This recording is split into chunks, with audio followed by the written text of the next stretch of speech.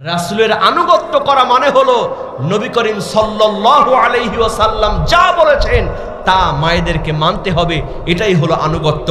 আমার ভাইয়েরা, এখন আপনারা যে কথাগুলি শুনছেন, কয়েকদিন থেকে আলোচনা এসেছে যে এই যে নারী সংস্কার কমিশন, তাদের আসলে দাবিটাকে একটু জানার দরকার আছে না নাই?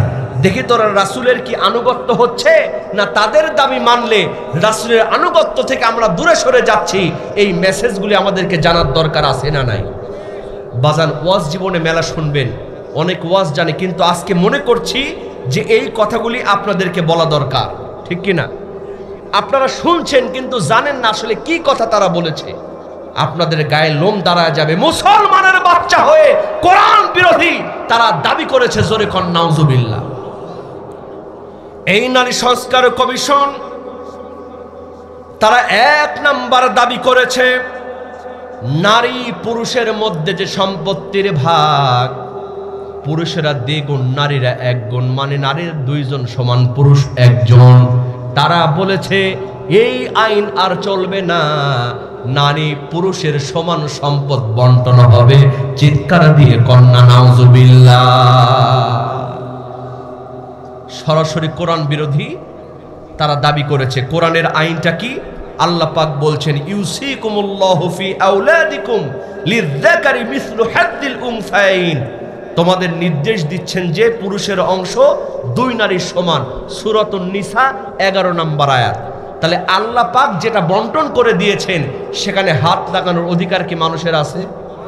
মুসলমানের আছে। এরা সাহস করেছে, দেখেন কত বড় স্পর্ধা। তারা বলেছে মুসলমানরা নারী পুরুষ সমান হবে, তাদের সম্পদ সমান করে ভাগ করা হবে।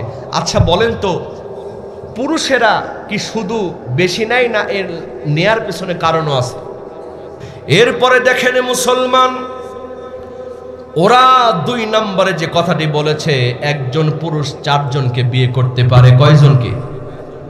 একজন পুরুষ কয়জন মহিলাকে বিয়ে করতে পারে? 4 জন মহিলাকে বিয়ে করতে পারে। ফানকিহু মা তাবা লাকুম মিনান নিসাই মাসনা সুলাসা ওয়া রুবা।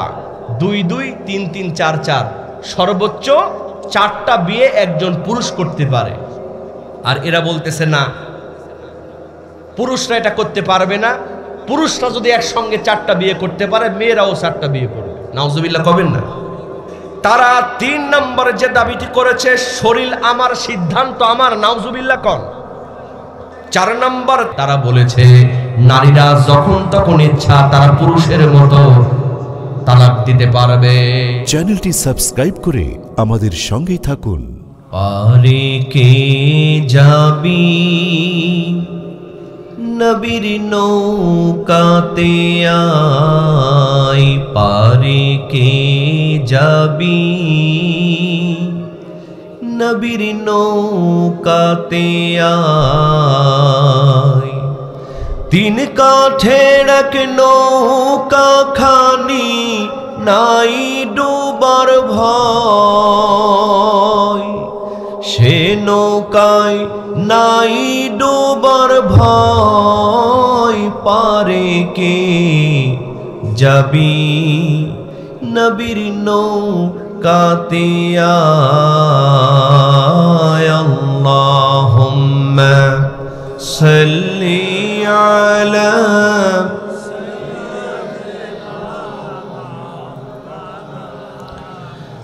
وعلى آل سيدنا। সবাই বলেন বালাগাল উলা বিকামালিহি কাশাফাদ দুজা বিজামালিহি حسنت جميع خصاله صلوا عليه। আমার 2 নয়নে অনন্ত ঘুম,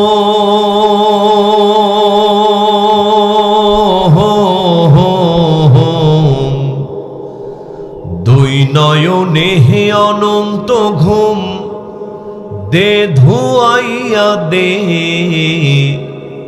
মাটির বিছানাই তোরা দেশ আইয়া দে। কথা বলেন ঠিক কিনা?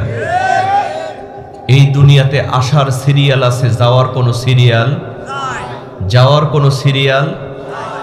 এই যে গতকালকের ঘটনা, একটা ফটোগ্রাফার রাজশাহী কলেজে পড়তো, আপনারা দেখেছেন যে রেল লাইনের ধারে সে একটা ফুলের ছবি তুলতেছিল, ফটোগ্রাফি করতেছিল, কিন্তু একটা ট্রেন আসতেছে। তার ভাইকে বলে রেখেছে যদি অন্য কোনো ট্রেন এই লাইনে আসে তাকে যেন জানায়। কিন্তু এক লাইন দিয়ে ট্রেন আসতেছে, পেছন দিক থেকে যে আরেকটা ট্রেন আসতেছে সে বুঝতে পারে নাই। মানে ট্রেন যখন দুইটা একসঙ্গে আসে একই আওয়াজ মনে হয়, কথা কোন ঠিক কিনা? মুহূর্তের মধ্যে ভাইয়া বলে চিৎকার দিয়েছে, কিন্তু সে বুঝতে পারে নাই পেছন দিক থেকে সে ট্রেন তাকে চাপা দিয়ে চলে গিয়েছে, স্পট ডেট হয়ে গিয়েছে। সে যদি জানতো এখানে আমার মৃত্যু হয়ে যাবে, সে কি ছবি তুলতে আসতো? কি বলেন আসতো? আরেকটি ঘটনা গতকালকের, এজন্য বলছি, বাসর রাত, কি রাত? বিয়ে করেছে স্কুল টিচার, বাসর রাত, নতুন বউ বাসর ঘরে ঢুকেছে, বলছে যে বিবি আমাকে একটু পানি দাও। বিবি পানি এনে তাকে দিয়েছে, সে এক ঢোক মাত্র পানি খেয়েছে, চিৎকার দিয়ে ওখানেই মারা গিয়েছে। বাসর করার সুযোগ আর হয় নাই। এটাই হলো মানুষের জিন্দেগি, মানুষের জীবন। ইযা জাআ আজালুহুম লা ইস্তাখিরুনা সাআতাও ওয়া লা ইস্তাকদিমুন।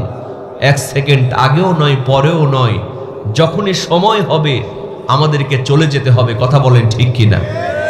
আরো জোরে কোন ঠিক কিনা? আমার দুই নয়নে অনন্ত ঘুম, দুই নয়নে অনন্ত ঘুম দে ধোয়াইয়া দে। মাটির বিছানাই তোরা দেশ আইয়া দে। আমার মাটির বিছানাই তোরা দেশ আইয়া দে। কান্দিস না স্বজন তোরা, কান্দিস না ভাই বোন, এই বিছানায় একদিন রে করবি রে শয়ন, তোরাও করবি রে শয়ন। কথা বলেন ঠিক কিনা?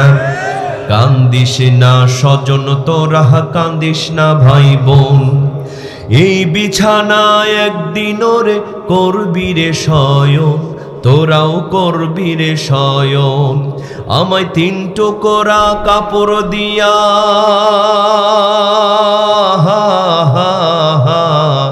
তিন টুকরা কাপড় দিয়া দে জড়াইয়া দে। মাটির বিছানাই তোরা দেশ আইয়া দে। আমার মাটির বিছানাই তোরা দেশ আইয়া দে। আমার মাটির বিছানাই তোরা দেশ আইয়া দে।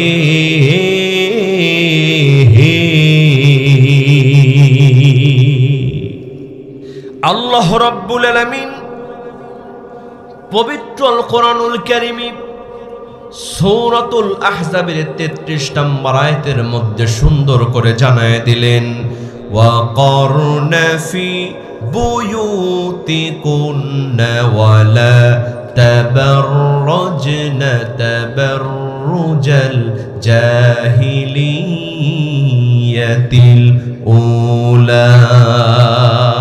চিৎকার দিয়ে বলেন আল্লাহু আকবার। আল্লাহ রাব্বুল আলামিন গোটা পৃথিবীর নারীদেরকে উদ্দেশ্য করে বললেন, ওয়াকরনা ফি বুয়ুতিকুন্না ওয়ালা তাবাররাজনা তাবাররুজাল জাহিলিয়াতিল উলা। ও নারীরা, তোমরা ঘরের মধ্যে অবস্থান করো আর জাহিলি যুগের মেয়েদের মতো বেপরদা হয়ে খোলামেলা হলে বাইরে চলাফেরা করো না। আচ্ছা বলেন তো বাজান, এই যে আল্লাহ পাক নারীদেরকে পর্দার কথা বললেন, এটা কি আমার কথা না আল্লাহর কথা? আমার কথা না আল্লাহর কথা? খুব ভালো করে খেয়াল করবেন, আল্লাহ পাক বললেন, নারীরা তোমরা ঘরে থাকো, বেপরদা হয়ে তোমরা বাইরে জাহিলিয়া যুগের মেয়েদের মতো চলাফেরা করো না। আজকে আফসোস লাগে মুসলমান, আল্লাহ পাক এত সুন্দর কথা বললেন, কিন্তু এই বাংলাদেশে কিছু কুলাঙ্গার আছে না নাই? নারী সংস্কার কমিশন আপনারা দেখেছেন, এরা আজকে ডক্টর ইউনূসের কাছে একটা সংস্কার চেয়েছে যে নারীদেরকে এভাবে রাখলে হবে না। ইসলামী আইন নাকি নারীদেরকে একেবারে ঘরের মধ্যে বন্দি করে রেখেছে, নারীদের হক তারা দিচ্ছে না, নারীদেরকে তারা একেবারে ঘরের মধ্যে বন্দি করে রেখেছে, নারীদেরকে তারা একেবারে দাবিয়ে রেখেছে, নারীদের অধিকার খর্ব করছে। এরকম অভিযোগ এই নারী সংস্কার কমিশনের কিছু মহিলারা তারা করেছে। জোরে কন নাউজুবিল্লাহ।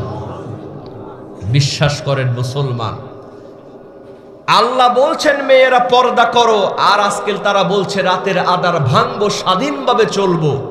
বলেন তো এই স্বাধীনভাবে চলতে গিয়া বাংলাদেশে ধর্ষণ কমেছে না বেড়েছে? আফসোস লাগে মুসলমান, এই দেশে মহিলা পুলিশও রেহাই পায় না। কথা কন ঠিক কিনা? মহিলা পুলিশ আছে না নাই? মহিলা পুলিশেরও দরকার আছে, কারণ মহিলা যদি আসামি হয় তাকে তো মহিলারাই ধরবে। কথা কন ঠিক কিনা? কিন্তু পত্রিকার মধ্যে দেখেছিলাম ঢাকার শাহবাগে মহিলা পুলিশের ডিউটি পড়েছে। দেখেন বাংলাদেশে মহিলা পুলিশও রেহাই পায় না, বেপরদা হয়ে চলাফেরা করার কারণে মহিলা পুলিশও পার পায় না। ঢাকার শাহবাগে ডিউটি পালন করতেছে, এমন সময় গভীর রজনীতে একটা সিসকা চোর চুরি করে দৌড় মারছে। ওই মহিলা পুলিশও চোরের পিছনে পিছনে দৌড়। চোর অন্ধকার গলির মধ্যে ঢুকেছে, মহিলা পুলিশ অন্ধকার গলির মধ্যে ঢুকছে, অনেকক্ষণ ধাপড়া ধাপড়ি করে, কেউ কাউরে ছাড়ে না। পেছন থেকে মহিলা পুলিশটা বলে, ম্যাডাম ছেড়ে দেন, চলে আসেন, এই রকম সিসকা চোর ধরে কোনো লাভ নাই। আমার বন্ধুগণ, সঙ্গে সঙ্গে ওই অন্ধকার গলির মধ্যে থেকে মহিলা পুলিশ চিৎকার দিয়া কয়, আরে মিয়া, আমি তো চোরকে ছাড়া দিছি, কিন্তু চোর দেখি আমারে ছাড়ে না। চোর দেখে অন্ধকারের মধ্যে নরম নরম লাগে, ধরছে জন্মের ধরা, যা সে কপালে হবে কাল সকালে। তাহলে বেপরদা হয়ে চলাফেরা করলে একজন মহিলা পুলিশও যদি রেহাই না পায়, সাধারণ মেয়েরা কি রেহাই পাবে? কি বলেন, পাবে? অথচ ওই তসলিমা নাসরিন হলো গডফাদার। এই তসলিমা নাসরিনকে যারা ফলো করে, এদের কিছু উত্তরসূরি বাংলাদেশে আছে না নাই? এরা ইনিয়ে বিনিয়ে বোঝানোর চেষ্টা করে কোরআন ইসলাম এগুলো নাকি মেয়েদেরকে ঘরের মধ্যে বন্দি করে রেখেছে, মেয়েদের শিক্ষাকে বন্ধ করে রেখেছে। জোরে কর নাউজুবিল্লাহ। অথচ এই পৃথিবীর মধ্যে সর্বপ্রথম নারী শিক্ষার কথা বলেছেন প্রিয় নবী মুহাম্মদুর রাসূলুল্লাহ সাল্লাল্লাহু আলাইহি ওয়াসাল্লাম। তলাবুল ইলমি ফরিদাতুন আলা কুল্লি মুসলিমিন ওয়া মুসলিমাতিন। জোরে কোন সুবহানাল্লাহ। নারী এবং পুরুষের জন্য জ্ঞান অর্জন করা ফরজ করে দিয়েছেন কে? আরো জোরে বলেন কে? এই কুলাঙ্গাররা বুঝতে চায় না। আচ্ছা বলেন তো, পর্দা করার মানে কি ঘরের মধ্যে বন্দি থাকা? কি বলেন? গভীর মনোযোগ মুসলমান, পর্দা করার মানে ঘরের মধ্যে বন্দি রাখা নয়। হযরতে আয়েশা রাদিয়াল্লাহু তাআলা আনহা, তিনি কয়েক হাজার হাদিসের হাফেজা ছিলেন। এমনকি ইসলামের প্রথম যেই যুদ্ধে শহীদ হয়েছে, প্রথম যে শহীদ হয়েছে সেটাই হলো মহিলা সুমাইয়া রাদিয়াল্লাহু তাআলা আনহা। ইসলামের প্রথম শহীদ একজন মহিলা হয়েছে। জোরে কোন সুবহানাল্লাহ। আমার বন্ধুগণ, ইসলাম এবং কোরআন মেয়েদেরকে কখনো ঘরের মধ্যে বন্দি রাখে নাই, বরঞ্চ মেয়েদের অধিকারকে সমুন্নত করেছে। জোরে কোন সুবহানাল্লাহ। গভীর মনোযোগ মুসলমান, আল্লাহ পাক এখানে বলছেন নারীরা তোমরা ঘরের মধ্যে থাকো, আর জাহিলিয়া যুগের মতো বেপরদা হয়ে চলাফেরা করো না। আমার বন্ধুগণ বলেন তো, আজকালকার অসংখ্য মেয়েরা আছে, তারা যখন রাস্তা দিয়ে যায় দেখলে বোঝা যায় না কোনটা লেডিস আর কোনটা জন্ডিস, ঠিক কিনা? মেয়েরাও আজকে প্যান্ট শার্ট পরে কি পরে না? তাহলে এটার নাম কি নারী স্বাধীনতা? মেয়েরা প্যান্ট পরতেছে, শার্ট পরতেছে, আবার অনেক পুরুষ আছে গলার মধ্যে বালা পরতেছে, কানের মধ্যে দুলো লাগাচ্ছে, কথা কোন ঠিক কিনা? আছে না নাই? সব হচ্ছে উল্টা। সব কি হচ্ছে? এই মেয়েদেরকে নষ্ট করেছে ইন্ডিয়ান সিরিয়াল, আর যুবকদেরকে নষ্ট করেছে ইন্ডিয়ান হার্বাল, কথা কোন ঠিক কিনা? সব হচ্ছে উল্টা। আল্লাহ বললেন মেয়েরা পর্দা করো, মেয়েরা তোমরা টাকনুর নিচে কাপড় পরো, কিন্তু অধিকাংশ মেয়েরা আজকে টাকনুর নিচে কাপড় পরে না টাকনুর উপরে কাপড় পরে। একটা পায়জামা পরতেছে, ওই পায়জামার নাম আবার দিয়েছে প্লাজো। কি নাম? এদিকের মেয়েরা তো পরে না, কথা কোন ঠিক কিনা? হ্যাঁ, এদিকেও আছে। গভীর মনোযোগ মুসলমান ও আমার মায়েরা বোনেরা, আমার কথায় কষ্ট নেবেন না। বর্তমান মেডিকেল সায়েন্স বলছে যেই মেয়েগুলি টাকনোর ওপরে পায়জামা পরবে আর ওড়নাটা চুলটা খোলা রাখবে, ওড়নাটা গলার মধ্যে দেবে না, চুলটা বের করে রাখবে, পর্দা করবে না, টাকনু ঢেকে রাখবে না, বর্তমান মেডিকেল সায়েন্স বলছে এই সমস্ত মেয়েদের আস্তে আস্তে সন্তান ধারণের ক্ষমতা নষ্ট হয়ে যায়। মেডিকেল সায়েন্স বলছে যে মেয়েরা যদি টাকনোর ওপরে কাপড় পরে তাদের সন্তান ধারণের ক্ষমতা নষ্ট করে দেন কে?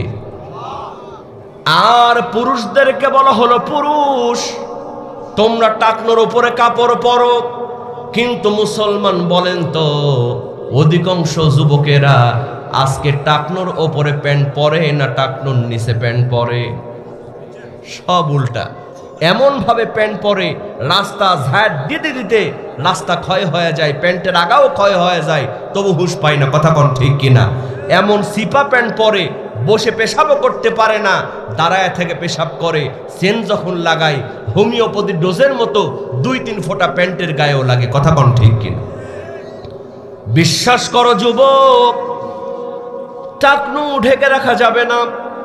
বর্তমান মেডিকেল সায়েন্স বলছি যেই যুবকেরা টাকনু ঢেকে রাখবে আর ক্লিন শেভ করবে তাদের আস্তে আস্তে যৌন শক্তি হারায়া যাবে। যৌন শক্তি যে হারাইছে এর প্রমাণ আছে না নাই? যেখানে যাবেন হারবালের poster, Calcutta herbal, Indian herbal, আছে না নাই? আবার সুন্দর করে অ্যাড হয়, আপনি কি বিয়ে করতে ভয় পাচ্ছেন? আপনি কি বিশেষ মুহূর্তে নিজেকে দুর্বল ভাবেন? তাহলে আজই চলে আসুন ইন্ডিয়ান হারবাল। যুবকেরা সমানে কিনতেছে, অনেক মুরব্বীরও কিনে দেখে শেষ বয়সে যদি কাজ হয়, জোরে কর নাউজুবিল্লাহ। বিশ্বাস করো যুবক ও আমার মায়েরা বোনেরা, মন দিয়ে ওয়াজটা বোঝার চেষ্টা করেন। আমাদের সৃষ্টিকর্তাকে, আমাদেরকে তৈরি করেছেন কে? তাহলে আমাদের জন্য কোনটা ভালো হবে কোনটা খারাপ হবে এটা আমরা জানি না সৃষ্টিকর্তা বেশি জানেন? হ্যাঁ, আপনি যখন একটা মোটর সাইকেল অথবা একটা প্রাইভেট কার কিনবেন, একটা মোটর সাইকেল কিনবেন, তার সঙ্গে একটা গাইড বুক থাকে কি থাকে না? কতদিন পর পর মোবাইল চেঞ্জ করতে হবে, কোন মোবাইল দিতে হবে, কতদিন পর পর সার্ভিসিং করতে হবে, সব কিন্তু গাইড বুকে লেখা থাকে, কথা কোন ঠিক কিনা? এখন মোটর সাইকেল কিনলেন আর আপনি সাইকেলের মোবাইল যদি মোটর সাইকেলে দেন, মোটর সাইকেল চলবে? কি বলেন, চলবে? তাহলে আল্লাহ পাক সৃষ্টি করেছেন, আল্লাহ পাক পর্দার কথা বলেছেন। আর তসলিমা নাসরি উত্তরসূরি যারা আজকে স্লোগান দিচ্ছে পর্দা আমরা মানব না, ঘরের মধ্যে থাকবো না, বলেন তো এদের কথাই কি নারীর অধিকার ফিরে আসবে? কি বলেন, ফিরে আসবে?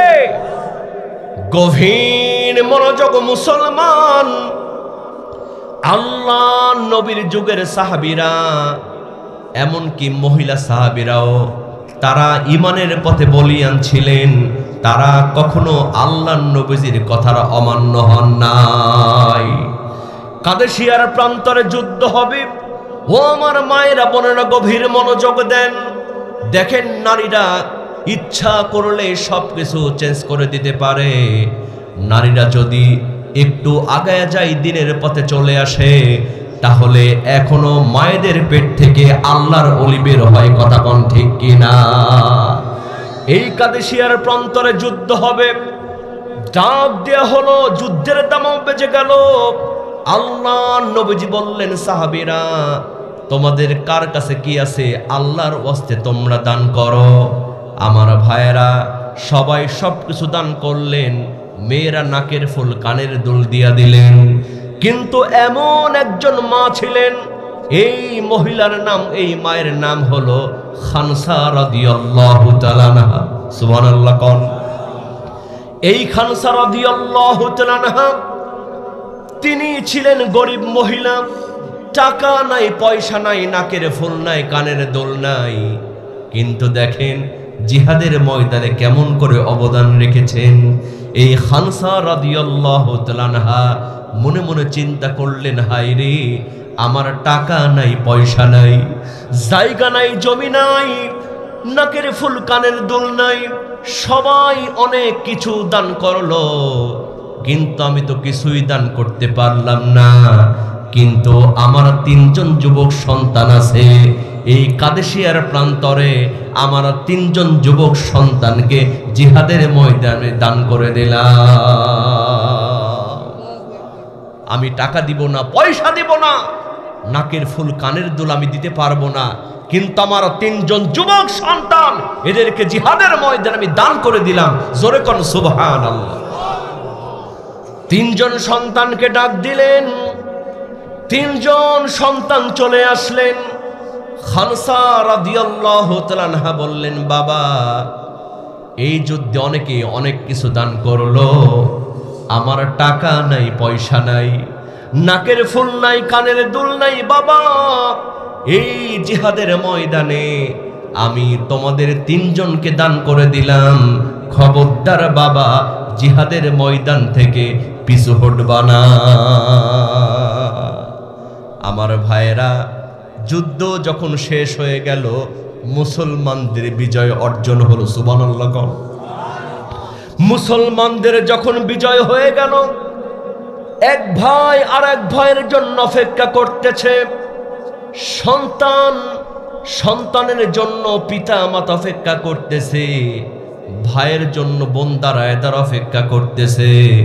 এই খানসা রাদিয়াল্লাহু তাআলা আনহা এমন একজন মহিয়সী মা, তার 3জন সন্তানের জন্য ঘরের দরজায় তারা অপেক্ষা করতেছে। সবাই আসে, এই মায়ের কোনো সন্তান আসে না। এমন সময় একজন মুজাহিদ এসে বলে, মা, তোমার মেজ ছেলে, ছোট ছেলের খবর আমি দিতে পারবো না মা। ও মা, আমি তোমার বড় ছেলের খবর দিতে পারি। মা গো, লক্ষ্য করে দেখলাম তোমার বড় ছেলে জিহাদের ময়দানে সিংহ শাবকের মতো যুদ্ধ করে অনেকগুলা কাফের বেঈমানদেরকে জাহান্নামের মধ্যে পাঠায়া দিয়া তোমার বড় ছেলে জিহাদের ময়দানে শহীদ হয়ে গেছে। ও মা, তোমার বড় ছেলে তোমার কোলে আর ফিরে আসবে না। আমার বন্ধুগণ, অঝর নয়নে মা কান্না শুরু করে দিলেন, হায়রে, আমার বড় ছেলেকে আর ফিরে পাবো না, কিন্তু আমার মেজ সন্তান, ছোট সন্তান আছে না নাই, কখন জানি এসে আমাকে মা বলে ডাক দিবে। মা অপেক্ষা করে, সবাই আসে, কিন্তু মায়ের কোনো সন্তান আসে না। এমন সময় আরেকজন মুজাহিদ এসে বলে, মা, তোমার বড় ছেলে ছোট ছেলের খবর আমি দিতে পারবো না মা। ও মা, আমি লক্ষ্য করে দেখলাম তোমার মেজ ছেলে জিহাদের ময়দানে সিংহ শাবকের মতো যুদ্ধ করে অনেকগুলা কাফের বেঈমানদেরকে জাহান্নামের মধ্যে পাঠায়া দিয়া তোমার মেজ ছেলে জিহাদের ময়দানে শহীদ হয়ে গেছে। ও মা, তোমার মেজ ছেলে তোমার কোলে আর কোনোদিন ফিরে আসবে না। আমার বন্ধুগণ, দেখেন একজন মা, সুবহানাল্লাহ কবেন না, এটা কি গল্প উপন্যাসের কথা? একজন মায়ের মধ্যে যদি কোরআন থাকে, একজন মা যদি ইমানদার হয়, তার সন্তানগুলা আল্লাহর ওলি হয়ে যায়, মুজাহিদ হয়ে যায়। কথা কোন ঠিক কিনা? এই মা অপেক্ষা করে, আবার কান্না শুরু করে দেয়, হায় রে বড় ছেলে চলে গেল, মেজ ছেলে চলে গেল, ছোট্ট সন্তান কখন এসে যেন মা বলে ডাক দিবে। সবাই আসে, কিন্তু এই মায়ের কোনো সন্তান আসে না। এমন সময় আরেকজন মুজাহিদ এসে বলে, মা তোমার বড় ছেলে মেজ ছেলের খবর আমি দিতে পারবো না মা। ও মা, আমি তোমার ছোট ছেলের খবরটা দিতে পারি মা। আমি লক্ষ্য করে দেখলাম তোমার ছোট ছেলে তরবারি নিয়ে জিহাদের ময়দানে দাঁড়ায় আছে। তাকে বলা হলো, ও ছেলে, তোমার তো জিহাদে আসার বয়স হয় নাই, কেন তুমি যুদ্ধের ময়দানে এসেছো? তোমার ছোট্ট সন্তান বলেছে, আমাকে জিহাদের ময়দান থেকে কেউ ফিরাতে পারবা না, কারণ আমার মা আমাকে বলেছে, বাবা খবরদার জিহাদের ময়দান থেকে পিছু হটবি না। আমার মা আমাকে জিহাদের ময়দানে দান করে দিয়েছে।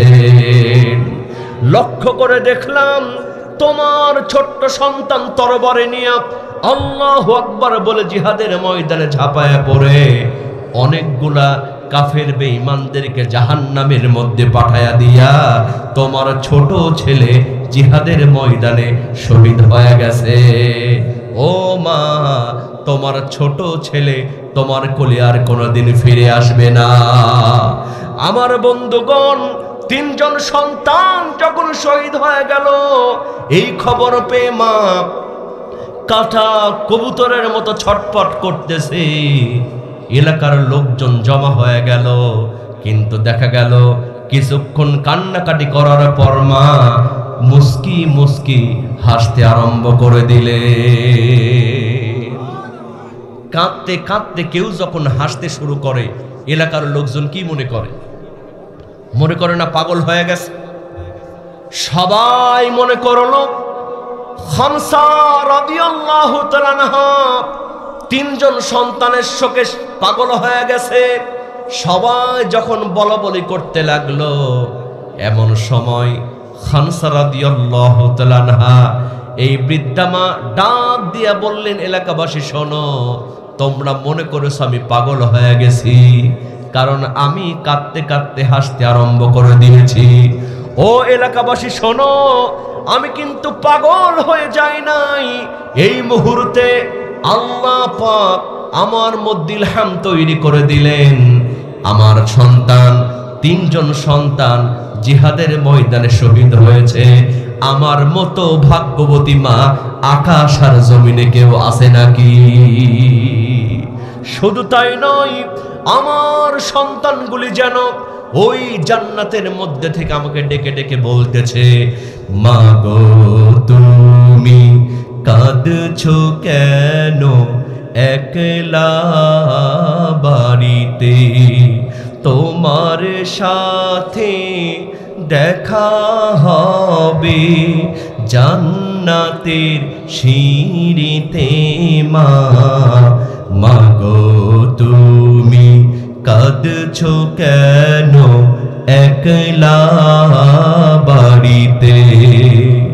তুমি তো মা শিখিয়েছিলে শহীদরা মরে না, তাই হয়েছি শহীদ। মা গো অভিমান করো না মা, অভিমান করো না। জিহাদ থেকে পারি কি মা এমনি আর ফিরিতে? মা, মা গো তুমি কাঁদছো কেন একলা বাড়িতে? চিৎকার দিয়ে বলেন না মারহাবা। বন্ধুগণ, তাহলে নারীরা যদি ঘরের মধ্যেই থাকতো, এই মা জিহাদের ময়দানে সন্তানদেরকে পাঠাতে পারতেন? কি বলেন, পারতেন? তার মানে আল্লাহ পাকের মূল মেসেজটা হলো নারী ঘরে থাকুক বাইরে থাকুক তাকে থাকতে হবে পর্দার সহিত। কিসের সহিত? গভীর মনোযোগ মুসলমান, আল্লাহ পাক এই আয়াতের মধ্যে নারীদেরকে 3টা কর্মসূচি দিলেন। আমার ভাইয়েরা বলেন তো কয়টা কর্মসূচি দিয়েছেন? এই 3টা কর্মসূচি আমরা শুনবো। আর ওই তসলিমা নাসরির উত্তরসূরিরা নারী সংস্কার কমিশন বলতে যারা আজকে দাঁড়িয়েছে তারা কি কি দাবি করেছে আমরা শেষের দিকে জানবো। জোরে কোন ইনশাআল্লাহ। বন্ধুরা আমার, আল্লাহ পাক দেখেন সুন্দর করে জানায় দিলেন নারীদের জন্য প্রথম নাম্বার কর্মসূচি হলো ওয়া আকিমনাস সালাহ, নারীদেরকে নামাজ কায়েম করতে হবে। চিৎকার দিয়ে বলেন না বাবা সুবহানাল্লাহ। নারীদের প্রথম নাম্বার কাজ হলো তারা নামাজ আদায় করবে। কি করবে? আমরা মনে করি শুধু পুরুষরাই নামাজ পড়বে, নারীদের নামাজ না পড়লেও কোনো সমস্যা নাই। কথা কোন ঠিক কিনা? এর জন্য অনেক মুরব্বী মসজিদে আসে কিন্তু ঘরের মধ্যে বউ ঘুমায়, মেয়েরা ঘুমায়, একটাবার ডেকেও দেখে না। কথা কোন ঠিক কিনা? এরকম মুরব্বী আছে না নাই? বিশ্বাস করেন বাজান, যেই মেয়েটা নামাজ পড়বে সেই মেয়েটা কোনোদিন মোবাইলে অবৈধ রিলেশন করতে পারে না। কথা কোন ঠিক কিনা? আজকে অধিকাংশ মেয়েরা মোবাইল দিয়ে তারা ছেলেদের সঙ্গে অবৈধভাবে কথা বলতেছে। আছে না নাই? ফেসবুকে একটা অ্যাকাউন্ট খুলেছে, মেয়ের বয়স 50 বছর, কিন্তু মেয়েটা একটা ছবি লাগায় দিয়া, সুন্দর একটা মেয়ের ছবি লাগায় নাম দিয়েছে মিস অ্যাঞ্জেলা। যুবকেরা ওইটা দেখেই পাগল, সারাদিন খালি সেটিং আর সেটিং। কথা কোন ঠিক কি? কারণ মেয়ের আজকে নামাজ ছেলেটা পড়ে কিনা এটা দেখে না, ছেলেটা দাঁড়িয়ে আছে কিনা এইটা দেখে না, খালি ছেলের একটা R15 থাকলে মেয়েরা পাগল। বালিকা বিদ্যালয়ের সামনে, কলেজের সামনে গিয়া যখন ছেলেরা যুবকেরা করে একেবারে ব্রেক মারে, মেয়ে পাগল হওয়ার আগে মেয়ের মা পাগল হয়। কথা কোন ঠিক কি? কয় দেখতো মা ছেলেটা কে? ওরে বাপরে বাপ, দেখতো বাড়িতে দাওয়াত করে খাওয়ানো যায় কিনা, একেবারে জামাই আদর শুরু করে দেয়। কথা কোন ঠিক কি? বিশ্বাস করেন মুসলমান, যেই বাড়িতে নামাজ কায়েম থাকবে, যেই মেয়েরা নামাজ আদায় করবে, তাদের দ্বারা অন্যায় অপকর্ম কোনোদিন হতে পারে না। গভীর মনোযোগ মুসলমান, আল্লাহ পাক বললেন নামাজ পড়ো মহিলারা। দেখেন সাহাবা কিরামরা শুধু নিজে নামাজ পড়তেন না, তাদের স্ত্রীদেরকেও নামাজ পড়াতেন। জোরে কোন সুবহানাল্লাহ। আল্লাহর নবীজির একজন সাহাবী, তার নাম হলো আব্দুল্লাহ আনসারী রাদিয়াল্লাহু তাআলা আনহু। এই আব্দুল্লাহ আনসারী রাদিয়াল্লাহু তাআলা আনহু মদিনার মসজিদে নামাজ আদায় করতেন, কিন্তু সমস্যা হলো তিনি সবার পরে আসতেন, আবার সবার আগেই মসজিদ থেকে চলে যেতেন। একেবারে ইকামত যখন শুরু হয় তখন তিনি দৌড় দিয়া মসজিদে ঢুকে, সালাম শেষ তিনিও দৌড় দিয়া মসজিদ থেকে চলে যায়। সাহাবারা রিপোর্ট দিলেন, ইয়া রাসূলুল্লাহ, ইয়া হাবিবাল্লাহ, আপনার একজন সাহাবী আব্দুল্লাহ আনসারী রাদিয়াল্লাহু তাআলা আনহু, তিনি প্রতিদিন সবার পরে মসজিদে আসে, সবার আগে মসজিদ থেকে চলে যায়। আমাদের সমাজে কিছু প্লেয়ার আছে না নাই? দেখবেন মসজিদে আসে সবার পরে, যায় সবার আগে। এরকম আছে না নাই বাজান? আছে। এটা করা যাবে না। মসজিদে আসলে যদি আপনার খারাপ লাগে, মসজিদে আসলে যদি আপনার শরীরটা, মনটা খারাপ হয়ে যায়, বুঝতে হবে আপনি ইমানদার হতে পারেন নাই। কথা কোন ঠিক কিনা? মসজিদে আসলে ইমানদারের মনে একটা প্রশান্তি জাগবে, আর বাজারে গেলে ইমানদাররা তাড়াহুড়া করবে। কথা কোন ঠিক কিনা? আর আমরা মসজিদের সময় দিই না, কিন্তু বাজারে গেলে চায়ের স্টলে বসলে ঘন্টার পর ঘন্টা চলে যায়, আমাদের কোনো খবর থাকে না। কথা কোন ঠিক কিনা? সাহাবারা রিপোর্ট দিলেন, ইয়া রাসূলুল্লাহ, ইয়া হাবিবাল্লাহ, এই আব্দুল্লাহ আনসারী সবার পরে মসজিদে আসে, সবার আগে আগে মসজিদ থেকে চলে যায়। আল্লাহর নবীজিও লক্ষ্য করে দেখলেন, সবার পরে মসজিদে আসে, সবার আগে মসজিদ থেকে চলে যায়।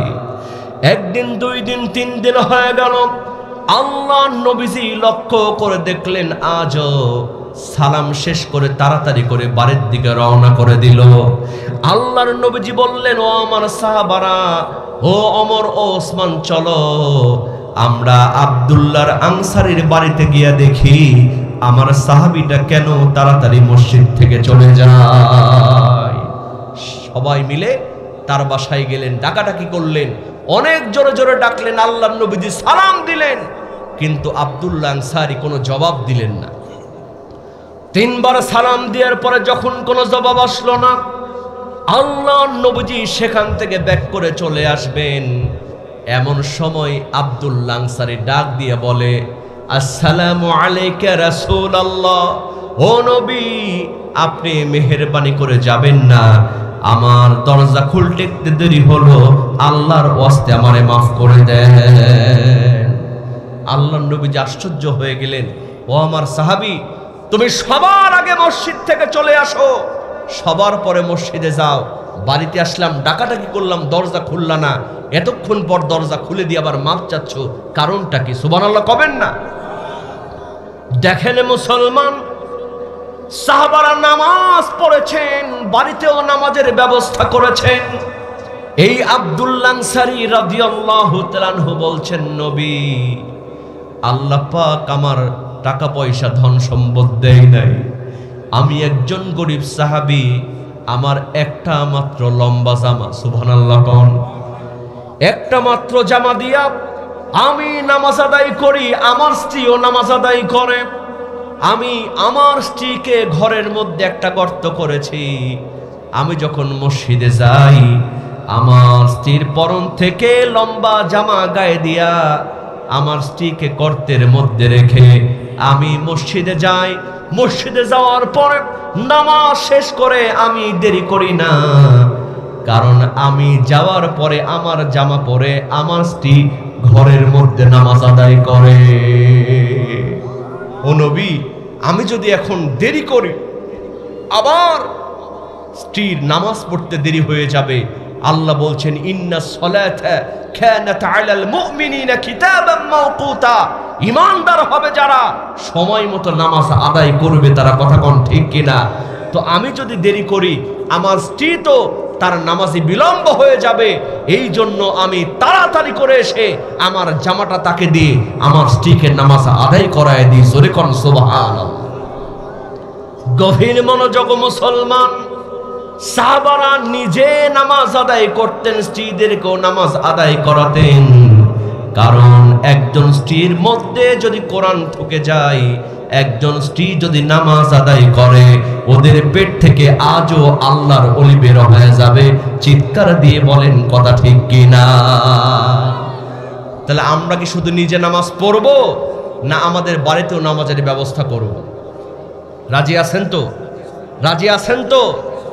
আপনি মসজিদে এসে নামাজ পড়তেছেন, দোয়া করেন, আল্লাহ আমারে জান্নাত দাও, আল্লাহ আমারে জান্নাত দাও, আর আপনার মেয়েটা, আপনার ছেলেটা, আপনার স্ত্রী কার সঙ্গে মোবাইলে কথা বলে এই খবর আপনি রাখেন না, আপনার নামাজ কবুল হয় না, হয় না, হয় না, কথা কোন ঠিক কিনা? টুপি জুব্বা পরিহিয়াহা, আতসুর মামা খাইয়াহা, তুমি এসে বসলে সাসা জালসাই, সব কিছু কি মেলে জুব্বাই চাচারে, সব কিছু কি মেলে জুব্বাই, কথা কোন ঠিক কিনা? এজন্য মহিলাদের 1 নাম্বার কর্মসূচি হলো মেয়েরা 5 ওয়াক্ত নামাজ আদায় করবে। জোরে কোন সুবহানাল্লাহ। এরপরে আল্লাহ রাব্বুল আলামিন 2 নাম্বার কর্মসূচি দিয়া দিলেন, ওয়া আতুজ যাকাত, মেয়েদেরকেও যাকাত আদায় করা লাগবে, কথা কোন ঠিক কিনা? আচ্ছা বলেন তো, যাকাত কি শুধু পুরুষেরা দিবে না মা বোনরাও দিবে? মায়েরাও যদি নেশাব পরিমাণ মালের মালিক হয়ে যায়, মায়েদেরও যদি 52.5 তোলা স্বর্ণ, 7.5 তোলা স্বর্ণ, 52.5 তোলা রৌপ্য যদি থেকে থাকে, আমার ভাইয়েরা বলেন তো, মায়েদেরকে যাকাত দেয়া লাগবে না? যাকাত দেয়া লাগবে না? হযরতে খাদিজা রাদিয়াল্লাহু তাআলা আনহা তার সমস্ত সম্পত্তি ইসলামের জন্য দান করে দিয়েছেন। জোরে কোন সুবহানাল্লাহ। গভীর মনোযোগ মুসলমান, হযরতে খাদিজা রাদিয়াল্লাহু তাআলা আনহা, ও আমার মায়েরা, বোনেরা, গভীর মনোযোগ দেন। দেখেন একজন মা কেমন করে আল্লাহর রাস্তায় দান করেন। দুনিয়াতে যিনি জান্নাতের সার্টিফিকেট পেয়েছেন, যাকে আল্লাহ পাক সালাম দিয়েছেন, সেই খাদিজা রাদিয়াল্লাহু তাআলা আনহা তার সমস্ত সম্পত্তি ইসলামের জন্য দান করে দিয়েছেন। কারণ খাদিজা রাদিয়াল্লাহু তাআলা আনহা আল্লাহর নবীজিকে যখন বিয়ে করলেন, আবু জেহেল, আবু লাহাব, উতবা, সাইবা ওরা আফসোস করতে শুরু করলো, ভাইরে খাদিজার মতো একজন ধনবতী মেয়ে আমাদের মতো এত বড় বড় নেতা থাকতে একজন গরিব মুহাম্মদকে বিয়ে করলো, এই খাদিজা বুঝি পাগল হয়ে গেছে, খাদিজা ঠকে গিয়েছে। জোরে কর নাউজুবিল্লাহ। কাফের বেঈমানরা চারিদিকে ছড়ায় দিল, খাদিজা নবীকে বিয়ে করে, মুহাম্মদ বিন আব্দুল্লাহকে বিয়ে করে খাদিজা একেবারে এতিম হয়ে গেছে, ফকির হয়ে গেছে, তার মাথা পাগল হয়ে গেছে। জোরে কর নাউজুবিল্লাহ। বিশ্বাস করেন মুসলমান, হযরতে খাদিজা রাদিয়াল্লাহু তাআলা আনহা এই কথা যখন শুনলেন, তিনি সকল কাফের বেঈমানদেরকে দাওয়াত করলেন। আবু জেহেল, আবু লাহাব, উতবা, সাইবা সকলকে তিনি দাওয়াত করলেন, অমুক দিনে তোমাদের দাওয়াত, আর আমি সেদিন প্রমাণ করে দিব মুহাম্মদ বিন আব্দুল্লাহকে বিয়ে করে আমি খাদিজা ঠকেছি না জিতেছি। জোরে কোন সুবহানাল্লাহ। বাজান, কাফের বেঈমানরা সব সময় নবীজির বিরোধিতা করেছে। এখনো যারা কোরআনের হক কথা বলে, ওই আবু জেহেল, আবু লাহাবের উত্তরসূরিরা, তারাও বিরোধিতা করে। কথা কোন ঠিক কিনা? প্রমাণ আছে না নাই? বিগত জালিম সরকারের আমলে দেখেছেন আপনারা আলেমদেরকে বন্দি রেখেছে। তারা যারা এই কোরআনের হক কথা বলেছে তাদের মাহফিল 144 ধারা জারি করেছে। কথা কোন ঠিক কিনা? আমাদের বুবুজান শুধু তাই নয়, এই বাংলাদেশে কত সন্ত্রাসী, কত চাঁদাবাজ ঘুরে বেড়ালো, তার যে কেয়ারটেকার সে হলো 450 কোটি টাকার মালিক, এদের লিস্ট করলো না, আর আলেমদেরকে ধরে ধরে লিস্ট করেছিল। কথা কোন ঠিক কিনা? দেশ ছিল একটা, বিচার হয়েছিল 2 রকম, ঠিক কিনা? কেমনে 2 রকম বিচার হয়েছিল? এই বাংলাদেশের একজন নায়ক, নাম হলো তার শাকিব খান। জোরে বলেন নাম কি? যুবকেরা বুঝতেছে। এই শাকিব খান একটা বাচ্চা পয়দা করলো, ওই বাচ্চার মায়ের নাম হলো নায়িকা অপু বিশ্বাস। এর কয়েকদিন পরে আরেকটা বাচ্চা পয়দা করলো, ওই বাচ্চার মায়ের নাম হলো নায়িকা বুবলি। দেখলাম তার নিয়ে গান তৈরি হলো, কেউ ফেরে না খালি পেটে সাকিব বাবার দরবারে। এখন আর পীরের দরবারে যাওয়া লাগে না, যে সাকিব খানের কাছে যায় একটা করে বাচ্চা নিয়ে মিডিয়ার সামনে হাজির হয়। আচ্ছা বলেন তো মুসলমান, আমাদের বুবুজান এই সাকিব খানকে একটা বড় কি জিজ্ঞেস করেছিল, ও সাকিব খান তুমি যে বিয়ে করেছো তোমার কাবিননামা কই? বলেছিল কেউ? একই সময়ে কোরআনের পাখি আল্লামা মামুনুল হক, হক কথা তিনি বলেন। সেই আল্লামা মামুনুল হক তিনি যখন তার স্ত্রীকে নিয়ে বেড়াতে গেলেন, আগে জিজ্ঞেস করা হলো তোর কাবিননামা কই? সাকিব খানের বেলায় কিচ্ছু না, আর আল্লামা মামুনুল হকের বেলায় আগেই কয় তোর কাবিননামা কই।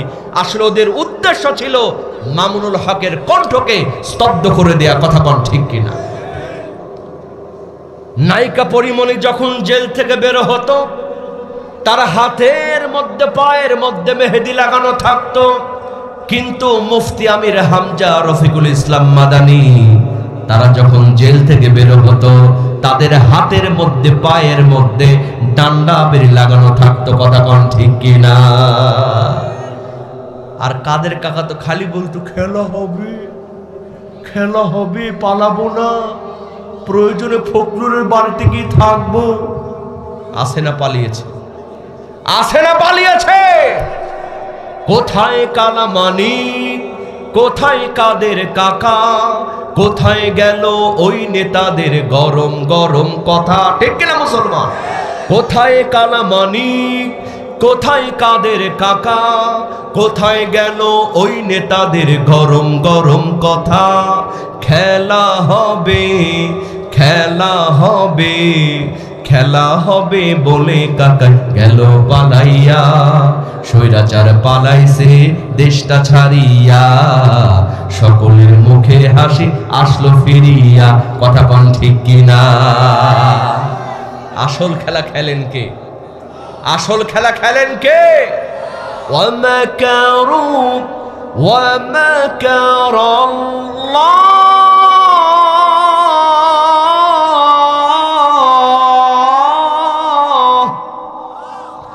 আল্লাহু খায়রুল মাকিরিন।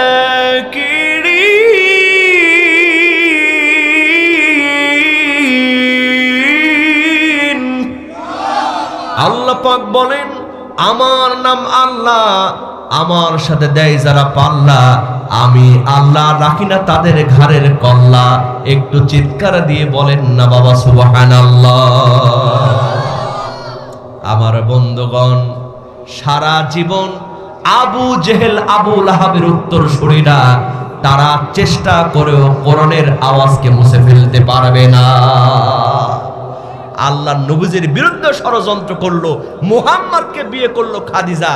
এর মতো বোকামি কাজ তো খাদিজার করেটাই, সমালোচনা শুরু করলো। দেখেন আমার মা, আমার বোন ও আমার মা হযরতে খাদিজা রাদিয়াল্লাহু তাআলা আনহা স্বামীর অপমান সহ্য করতে পারলেন না। তিনি সকল কাফের বেঈমানদেরকে দাওয়াত করলেন, এই দিন আমি বুঝায় দিব মুহাম্মদকে বিয়ে করে আমি খাদিজা ঠকেছি না, জিতেছি। জোরে কোন সুবহানাল্লাহ। বিশাল বড় ময়দানে সবাইকে দাওয়াত করা হলো। কাফের বেঈমান আবু জেহেল, আবু লাহাব, উতবা, সাইবা সবাই খাওয়া শুরু করবে। হযরতে খাদিজা রাদিয়াল্লাহু তাআলা আনহা বললেন, দাঁড়াও, তোমাদের সামনে আমি প্রমাণ করে দিব নবী করিম সাল্লাল্লাহু আলাইহি ওয়াসাল্লাম মুহাম্মদ বিন আব্দুল্লাহ, তাকে আমি বিয়ে করে ঠকেছি না জিতেছি। আবু জেহেল গলা ঝুলার কয় হাসে, হাই রে খাদিজা বুঝি পাগল হয়ে গেছে, ঠকছে তো ঠকছে, এটা আবার সবাইকে জানানোর দরকার কি? সঙ্গে সঙ্গে খাদিজা রাদিয়াল্লাহু তাআলা আনহা বললেন, ও কাফের বেঈমানরা, তোমরা বলো তো আমি যাকে বিয়ে করেছি সেই মুহাম্মাদের বয়স বেশি না আমি খাদিজার বয়সটা বেশি? সবাই দেখে মুহাম্মদ রাসূলুল্লাহ সাল্লাল্লাহু আলাইহি ওয়াসাল্লাম তার বয়স হলো মাত্র 25, আর খাদিজা রাদিয়াল্লাহু তাআলা আনহার বয়স হলো 40। তাহলে বলেন তো বয়সের দিক থেকে জিতছে কে? খাদিজা রাদিয়াল্লাহু তাআলা আনহা। একটু মন দিয়ে ওয়াজটা বোঝার চেষ্টা করে। কাফের বেঈমানরা অবাক হয়ে গেল, খাদিজার বয়স বেশি, 40 বছর বয়সে 25 বছরের একজন যুবককে বিয়ে করেছে। সত্যিই তো খাদিজা বয়সের দিক থেকে জিতে গিয়েছে। এবার খাদিজা রাদিয়াল্লাহু তাআলা আনহা বললেন, শোনো, বলো তো আমার বংশের দাম বেশি না মুহাম্মাদের বংশ কুরাইশ বংশের দাম বেশি? সুবহানাল্লাহ কোন। মক্কার মধ্যে সবচেয়ে সম্মানিত বংশ হলো কুরাইশ বংশ। কাফের বেঈমানরা কয়, খাদিজা সত্যিই তো তুমি বংশের দিক থেকেও জিতে গিয়েছো। জোরে কোন সুবহানাল্লাহ। এবার খাদিজা রাদিয়াল্লাহু তাআলা আনহা বললেন, শোনো, তোমরা একবার মন দিয়ে বলো তো আমি খাদিজার চেহারা সুন্দর না আমার নবীজি মুহাম্মদ বিন আব্দুল্লাহর চেহারাটা বেশি সুন্দর? আল্লাহর নবীজির চেহারা ভালো ছিল না খারাপ ছিল? আরেকজন নবীর চেহারা ভালো ছিল, তার নাম কি? হযরত ইউসুফ আলাইহিস সালাতু ওয়াস সালাম। হযরত আয়েশা রাদিয়াল্লাহু তাআলা আনহা নকল করে বলছেন, যেই সমস্ত মেয়েগুলি ইউসুফ আলাইহিস সালামের চেহারার দিকে তাকায়া আপেল কাটতে গিয়ে আঙ্গুল কেটে ফেলেছিল, তারা যদি আমার নবীজির চেহারার দিকে একবার তাকাতো, আঙ্গুল কাটতে কাটতে কলিজা পর্যন্ত কেটে ফেলতো, তবু তারা বুঝতে পারতো না। আল্লাহ নবীজির চেহারা দেখে অনেক কাফের বেঈমান ইসলামের ছায়াতলে প্রবেশ করছেন। সুবহানাল্লাহ। কাফের বেঈমানরা আল্লাহর নবীজির চেহারার দিকে তাকায় দেখে মুহাম্মদ বিন আব্দুল্লাহর চেহারা সুন্দর। সুবহানাল্লাহ খান। হযরতে খাদিজা রাদিয়াল্লাহু তাআলা আনহা বললেন, ও কাফের বেঈমানরা শোনো, চেহারার দিক থেকেও আমি খাদিজা জিতে গিয়েছি। আবু জাহেল হাত তুলে বলো, ও খাদিজা, অনেকক্ষণ কথা বলছো, সব দিকে জিতলেও একটা দিকে তুমি ঠকছো, একটা দিকে ঠকে গিয়েছো। কোন দিকে ঠকেছো? তুমি হলে একজন বিশিষ্ট ব্যবসায়ী, কোটি কোটি টাকার সম্পদ তোমার, কিন্তু তুমি একজনকে বিয়ে করেছো যে হলো এতিম মুহাম্মদ, তার বাড়িও নাই, ঘর নাই, টাকা নাই, পয়সা নাই, সব দিক দিয়ে জিতলেও তুমি অর্থের দিক থেকে ঠকে গিয়েছো। সঙ্গে সঙ্গে খাদিজা রাদিয়াল্লাহু তাআলা আনহা সকলকে সাক্ষী রেখে বললেন, শোনো, আজ থেকে তোমাদের সামনে বলে দিলাম, আমার স্থাবর অস্থাবর যত সম্পত্তি আছে এই মুহূর্তে আমার স্বামী বিশ্বনবী মুহাম্মদুর রাসূলুল্লাহ সাল্লাল্লাহু আলাইহি ওয়াসাল্লামকে আমি দিয়ে দিলাম। আমার সমস্ত সম্পত্তির মালিক এখন নবী মুহাম্মদুর রাসূলুল্লাহ সাল্লাল্লাহু আলাইহি ওয়াসাল্লাম। আমার ভাইয়ের এই কথা বলার সঙ্গে সঙ্গে কাফেররা অপমানিত হয়ে গেল। জোরে কোন সুবহানাল্লাহ। সুতরাং একজন মা, সেও যদি ক্ষমতাবান হয়, তার যদি টাকা পয়সা থাকে, ইসলামের জন্য তাকেও দান করা লাগবে। কথা কোন ঠিক কিনা? গভীর মনোযোগ মুসলমান। এরপরে শেষ কথা, আল্লাহ পাক শেষ কর্মসূচির কথা বলছেন, ওয়া আতিউনাল্লাহা ওয়া রাসূলা। আল্লাহ পাক শেষ কথা বললেন মেয়েদেরকে তারা আল্লাহ এবং রাসূলের অনুসরণ করবে। জোরে কোন সুবহানাল্লাহ। বাজান, রাসূলের আনুগত্য করা মানে হলো নবী করিম সাল্লাল্লাহু আলাইহি ওয়াসাল্লাম যা বলেছেন তা মায়েদেরকে মানতে হবে। এটাই হলো আনুগত্য। আমার ভাইয়েরা, এখন আপনারা যে কথাগুলি শুনছেন, কয়েকদিন থেকে আলোচনা এসেছে যে এই যে নারী সংস্কার কমিশন, তাদের আসলে দাবিটাকে একটু জানার দরকার আছে না নাই? দেখি তোরা রাসূলের কি আনুগত্য হচ্ছে, না তাদের দাবি মানলে রাসূলের আনুগত্য থেকে আমরা দূরে সরে যাচ্ছি, এই মেসেজগুলি আমাদেরকে জানার দরকার আছে না নাই? বাজান, ওয়াজ জীবনে মেলা শুনবেন, অনেক ওয়াজ জানে, কিন্তু আজকে মনে করছি যে এই কথাগুলি আপনাদেরকে বলা দরকার। ঠিক কিনা? আপনারা শুনছেন কিন্তু জানেন না আসলে কি কথা তারা বলেছে। আপনাদের গায়ে লোম দাঁড়ায় যাবে। মুসলমানের বাচ্চা হয়ে কোরআন বিরোধী তারা দাবি করেছে। জোরে কোন নাউজুবিল্লাহ। এই নারী সংস্কার কমিশন তারা এক নাম্বার দাবি করেছে, নারী পুরুষের মধ্যে যে সম্পত্তির ভাগ, পুরুষেরা দ্বিগুণ, নারীরা একগুণ, মানে নারীর দুইজন সমান, পুরুষ একজন। তারা বলেছে এই আইন আর চলবে না, নারী পুরুষের সমান সম্পদ বন্টন হবে। চিৎকার দিয়ে কন্যা নাউজুবিল্লাহ। সরাসরি কোরআন বিরোধী তারা দাবি করেছে। কোরআনের আইনটা কি? আল্লাহ পাক বলছেন, ইউসিকুমুল্লাহু ফি আওলাদিকুম লিযযাকারি মিসলু হাদ্দিল উনসায়াইন। তোমাদের নির্দেশ দিচ্ছেন যে পুরুষের অংশ দুই নারীর সমান। সূরাতুন নিসা 11 নম্বর আয়াত। তাহলে আল্লাহ পাক যেটা বন্টন করে দিয়েছেন সেখানে হাত লাগানোর অধিকার কি মানুষের আছে? মুসলমানের আছে। এরা সাহস করেছে, দেখেন কত বড় স্পর্ধা। তারা বলেছে মুসলমানরা নারী পুরুষ সমান হবে, তাদের সম্পদ সমান করে ভাগ করা হবে। আচ্ছা বলেন তো, পুরুষেরা কি শুধু বেশি নেয় না এর নেয়ার পেছনে কারণও আছে? কারণটা কি? ভালো করে মুখস্থ করে নেন যুবক, অনেকেই জানেন না। এর কারণটা হলো একজন পুরুষ যখন বিয়ে করে স্ত্রীদেরকে মহারণা দেওয়ার দরকার আছে না নাই? ওয়া আতুন নিসা সাদুকাতিহিন্না নিহলা। আল্লাহু আকবার বলেন। মহারণা যে দেওয়া লাগবে, আইনটা কার? তাহলে পুরুষ যখন বিয়ে করছে তার স্ত্রীকে সে মহারণা দিচ্ছে। আবার পিতামাতা যদি বৃদ্ধ হয়ে যায়, বাড়িতে যদি বৃদ্ধ পিতামাতা থাকে, বলেন তো এটা মেয়ে দেখবে না ছেলে দেখবে? আমার কথা কষ্ট হচ্ছে আপনাদের? একটু শিখে যান। একটা বাড়িতে যদি বৃদ্ধ পিতামাতা থাকে, এটা কি ছেলে দেখবে না মেয়ে দেখবে? মেয়ের স্বামী যত বড়ই ক্ষমতাবান হোক, দেখতে হবে তার সন্তানকে। কথা বলেন ঠিক কিনা? তাহলে বৃদ্ধ অবস্থায় পিতামাতাদেরকে দেখার জন্য একটা খরচ আছে না নাই? বোনকে আপনি বিয়ে দিয়েছেন, কোনো কারণে বোন যদি বিধবা হয়, ওই বোনের দায়িত্ব কে নিবে? হ্যাঁ, আমার কথা কি বুঝতেছেন আপনারা? তাহলে বিভিন্ন দিক থেকে দেখা যাচ্ছে একজন পুরুষের হাতে অনেক দায়িত্ব। স্ত্রী কি ইনকাম করবে না পুরুষের ইনকাম করবে? কারা করবে? পুরুষেরা বাইরে থেকে খেটে বাজার করে দিবে, মহিলারা রান্না করবে। এটাই তো হলো ইসলামের বিধান।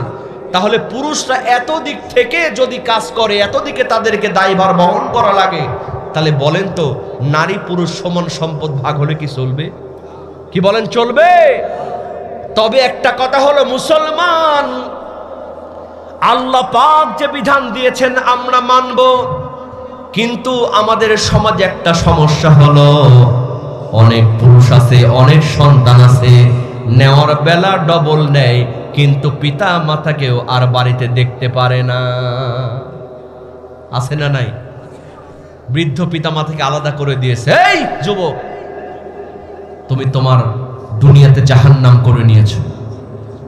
তোমাকে ডবল সম্পত্তি দেওয়া হয়েছে এজন্য, যাতে করে তুমি পিতা মাতাকে দেখবা। কিন্তু তুমি সম্পদ নেওয়ার সময় নিলা, কিন্তু পিতা মাতাকে আলাদা করে দিলা। তোমার মতো কুলাঙ্গার এই দুনিয়াতে আর কেউ নাই। কথা বল ঠিক কিনা? বাজান, অনেকে আছে স্ত্রীর জন্য, সন্তানের জন্য খাবার নিয়ে আসে চুপি চুপি করে।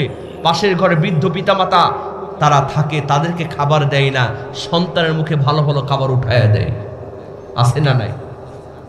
ওরে খাওয়াইয়া ক্ষীর দধি দুগ্ধ, হুজুর বাবাই করছো মুগ্ধ, জ্যান্ত বাপ তোর অনাহারে রয়, ওরে স্বর্গ পুকুরে ছাই হবে রে, মা বাবার বেদনায়। ঠিক কিনা? এটা করা যাবে না। আপনারা যদি পিতামাতাকে না দেখেন, তাহলে এই সমস্ত কুলাঙ্গার মহিলারা তারা আজকে স্লোগান দিচ্ছে সমান অধিকার চাই, কারণ তারা সমাজে দেখাতে পারতেছে, দেখেন এই পিতামাতাদেরকে সন্তানরা দেখে না, তাহলে কেন তারা ডবল সম্পত্তি নেবে? কথা কোন ঠিক কিনা? এজন্য সচেতন থাকতে হবে।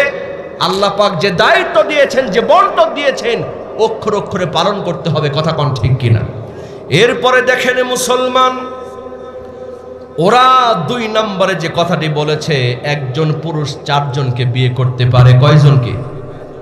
একজন পুরুষ কয়জন মহিলাকে বিয়ে করতে পারে? 4 জন মহিলাকে বিয়ে করতে পারে। ফানকিহু মা তাবা লাকুম মিনান নিসাই মাসনা সুলাসা ওয়া রুবা, 2 2 3 3 4 4, সর্বোচ্চ 4টা বিয়ে একজন পুরুষ করতে পারে। আর এরা বলতেছে না, পুরুষরা এটা করতে পারবে না। পুরুষরা যদি একসঙ্গে 4টা বিয়ে করতে পারে, মেয়েরাও 4টা বিয়ে করবে। নাউজুবিল্লাহ কবেন না? বৈজ্ঞানিক ব্যাখ্যা হলো বাজান, প্রতিনিয়ত পুরুষের সংখ্যা কমে যাচ্ছে, নারীদের সংখ্যা বেড়ে যাচ্ছে। কথা বলেন ঠিক কিনা? সবাই যদি মনে করে একটা করে বিয়ে করব, তাহলে কিছু মহিলারা তারা স্বামী খুঁজে পাবে না। কথা কোন ঠিক কিনা? বন্ধুগণ, খুব ভালো করে খেয়াল করবেন যে এই সমস্ত কুলাঙ্গাররা তারা আজকে এমন যুক্তি দাঁড় করিয়েছে যে একজন মহিলাও যদি 4 জন স্বামী ব্যবহার করে, বলেন তোর জীবন থাকবে? ওর জীবন থাকবে? আসলে সমস্যা হলো, এই সমস্ত দাবি যারা করে তাদেরকে আমি বলি লেজ কাটা শিয়ালের মতো। কিসের মতো? লেজ কাটা শিয়াল ও নিজের লেজ হারায় ফেলে বনের মধ্যে এসে বলতে, শোনো, তোমাদের লেজও তোমরা ফেলে দাও, তাহলে আমার মতো তোমাদেরকেও সুন্দর লাগবে। ও যে বিপদে পড়ে লেজটা কাট, সেটা কিন্তু আর প্রকাশ করে নাই। কথা কোন ঠিক কিনা? এক বনের কঠিন একজন চালাক একজন পশু এটা বুঝতে পেরেছে, কয় শোনো, ও না হয় বিপদে পড়ে লেজ হারিয়েছে, আমরা কোন ইচ্ছা করে লেজ হারাবো? কথা কোন ঠিক কিনা? ওই তসলিমা নাসরিনের স্বামীও নাই, সংসারও নাই, বাচ্চা কাচ্চাও নাই। কথা কোন ঠিক কিনা? ও ইন্ডিয়াতে বসে বসে চিন্তা করে, হায় রে, আমার তো স্বামী নাই, সংসার নাই, বাচ্চা নাই, আমি মরে গেলে মাটি দেওয়ার মানুষ পর্যন্ত নাই, সুতরাং সব মহিলারা যদি আমার মতো হয়ে যায়, ওদেরও মাটি দেওয়ার জায়গা থাকবে না। কথা কোন ঠিক কিনা? বাজান, আল্লাহ পাক কি 4টা বিয়ে করা কি ফরজ করেছেন? আল্লাহ পাক শেষ কথা বলেন, ওয়া ইন খিফতুম আল্লা তা'দিলু ফাওয়াহিদাতান। আল্লাহু আকবার বলেন, আল্লাহ পাক বললেন 4টা বিয়ে করো, তবে ওয়াইন খিফতুম আল্লা তা'দিলু ফাওয়াহিদাতান, যদি তোমরা মনে করো ইনসাফ করতে পারবে না তাহলে একটা স্ত্রী তোমাদের জন্য যথেষ্ট। সুবহানাল্লাহ। কর যদি আমরা ইনসাফ করতে না পারি তাহলে একটাই আমাদের জন্য যথেষ্ট। তাহলে আল্লাহ পাক যে বিধান দিয়েছেন এই বিধানটাই হলো আমাদের জন্য অত্যন্ত উপযোগী। কথা কোন ঠিক কিনা? এরপরে দেখেন মুসলমান, তারা 3 নম্বরে যে দাবিটি করেছে, শরীর আমার, সিদ্ধান্ত আমার। নাউজুবিল্লাহ। কোন ইচ্ছা করলে পুরুষও হতে পারবে, মহিলাও হতে পারবে, এটাতে বাধা দেয়া যাবে না। অথচ আল্লাহ বলছেন আলা লাহুল খালকু ওয়াল আমর, সূরা আরাফের 54 নম্বর আয়াত। আল্লাহ যে সৃষ্টি তোমাকে করেছেন সেটার পরিবর্তন করা যাবে। অনেক মেয়েরা আছে ভ্রু প্লাক করে, দেখছেন? কথা কয় না, ভ্রু প্লাক করে, শরীরে স্ট্যাচু আঁকে। কথা কোন ঠিক কিনা?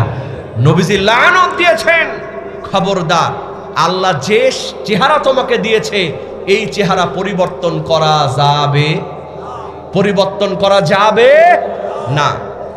এরপরে দেখেন মুসলমান, ওরা 4 নাম্বার যে কথাটি বলেছে, 4 নাম্বার তারা যে কথাটি বলেছে, তারা বলেছে বিবাহ বিচ্ছেদের যে আইনটা তারা করেছে, তারা বলেছে নারীরা যখন তখন ইচ্ছা তারা পুরুষের মতো তালাক দিতে পারবে।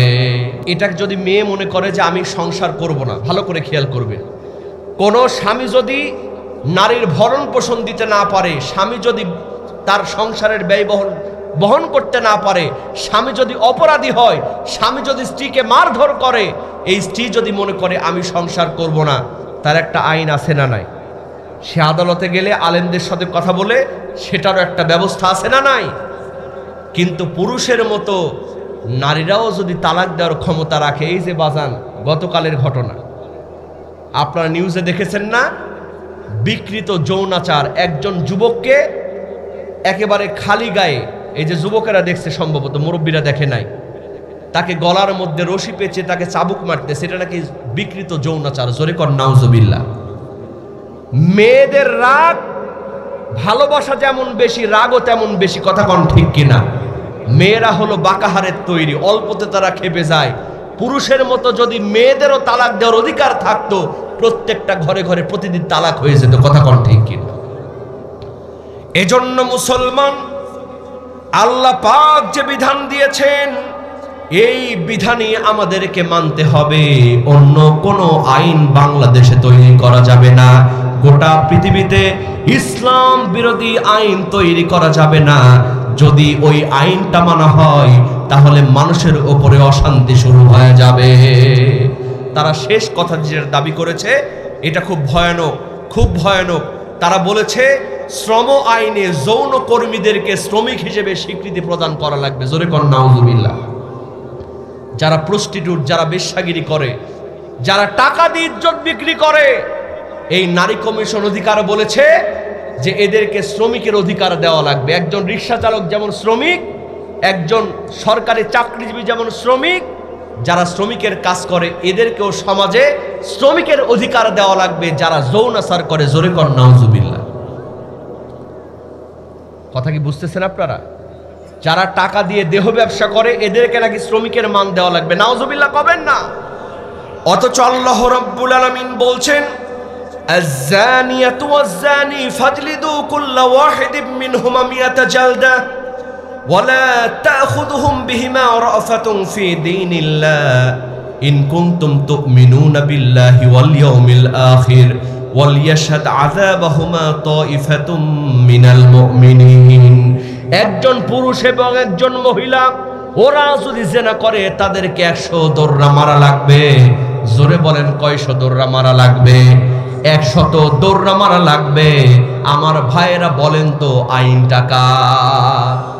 আর এরা বলতেছে যে জিনা করবে না, ইজ্জত বিক্রি করবে, এটা নারীদের ব্যক্তিগত ব্যাপার। এই ইজ্জত বিক্রি করে যারা খায় তাদেরকে শ্রমিকের অধিকার দেওয়া লাগবে। জোরে কর নাউজুবিল্লাহ। বিশ্বাস করেন মুসলমান, ওই আবু জেহেল, আবু লাহাব, উতবা, সাইবা তারা চলে গিয়েছে, স্বৈরাচারের পতন হয়েছে, কিন্তু এখনো কিছু কিছু কুলাঙ্গার উৎপেতে বসে আছে। কথা কোন ঠিক কিনা? ওরা ইনিয়ে বিনিয়ে ইসলামকে ধ্বংস করার চেষ্টা চালাচ্ছে। এজন্য এই গোদাগারের যুবকদেরকে আমি সতর্ক করতে চাই, যদি আবার প্রয়োজন হয় এই কোরআনের আইনের বিরুদ্ধে যারা ষড়যন্ত্র করছে এদেরকে রুখে দেওয়ার জন্য মাথায় কাফনের কাপড় বেঁধে ইসলামের জন্য, কোরআনের জন্য, আল্লাহর আইনকে দৃঢ় রাখার জন্য যদি আবার জীবন দেওয়া লাগে আমরা জীবন দিতে প্রস্তুত। কথা বলেন ঠিক কিনা? ওই রংপুরের আবু সাইদ ভাইয়ের মতো, মুগ্ধ ভাইয়ের মতো আবার যদি জীবন দেওয়ার প্রয়োজন হয়, কার কার রাজি আছে মুসলমান? দুহাত তুলে আল্লাহকে দেখায় দাও।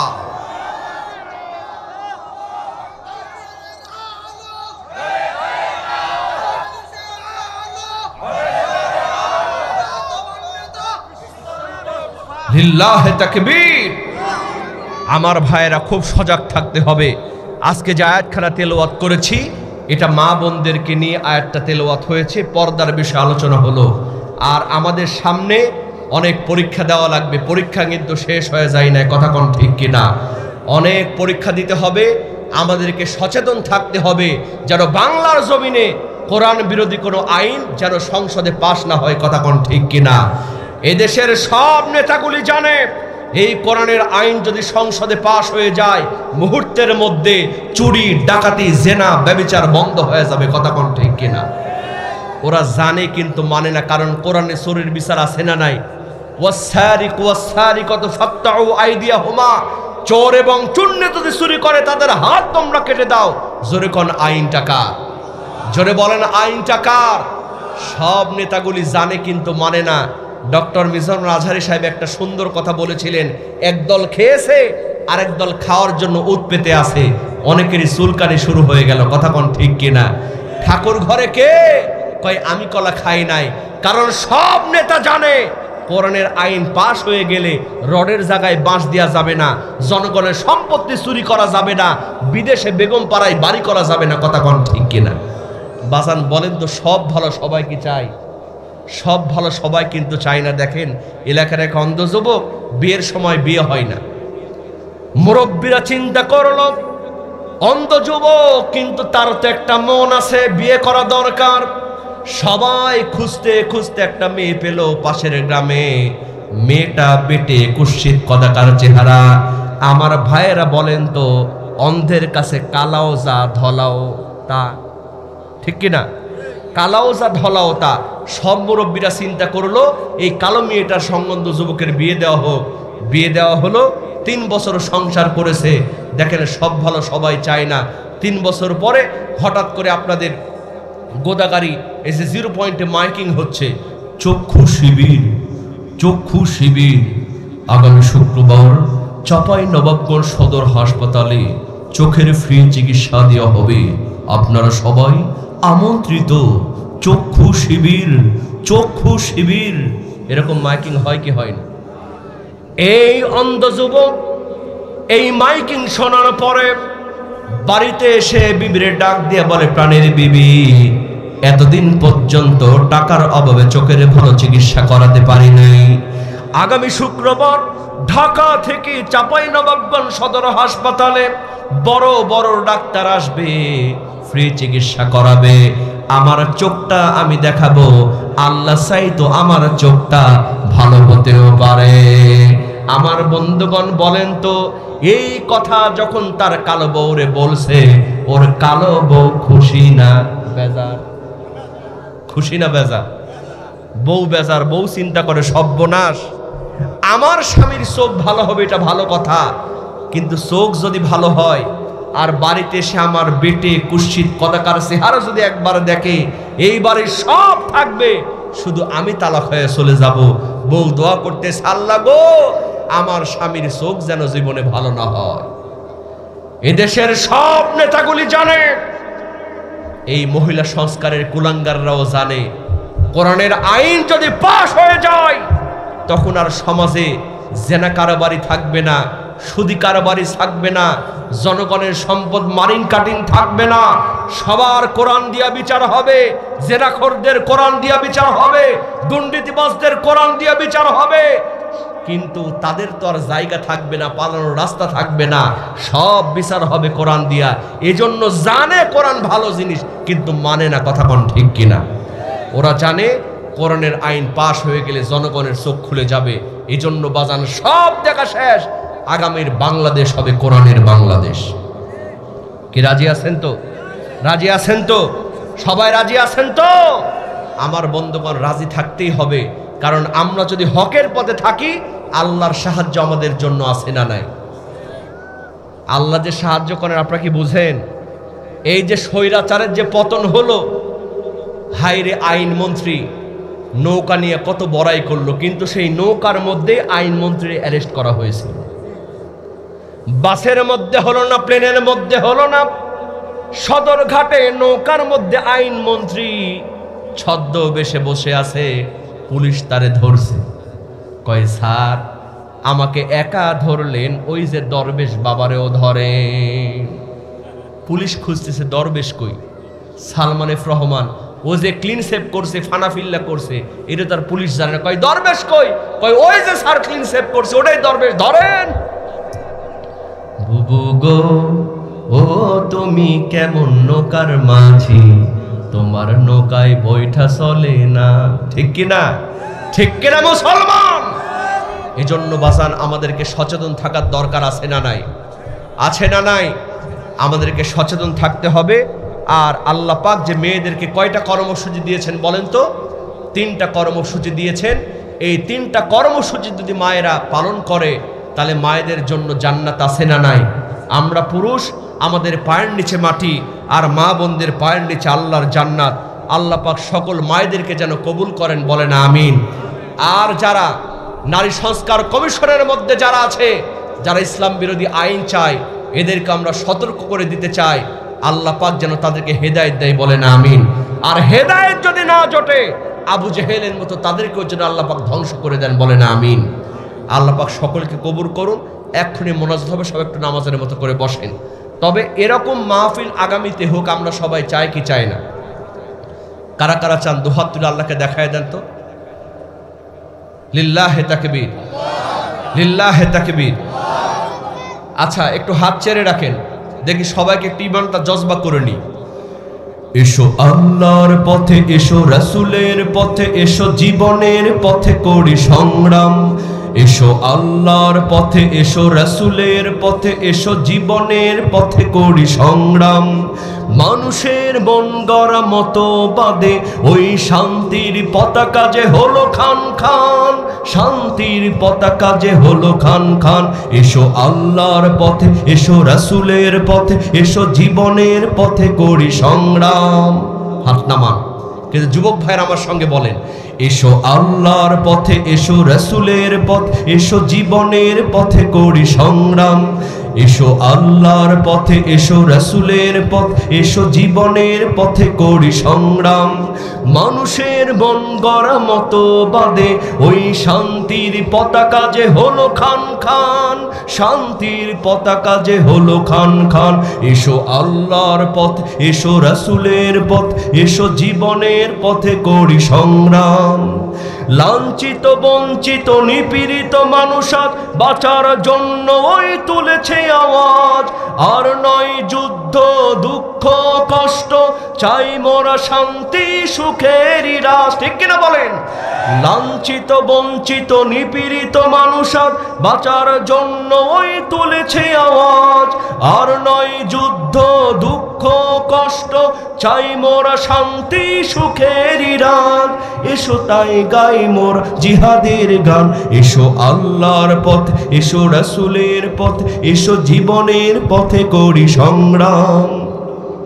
দুর্বিষহ হয় জীবন সবার, চারিদিকে শুধু আজ হাহাকার।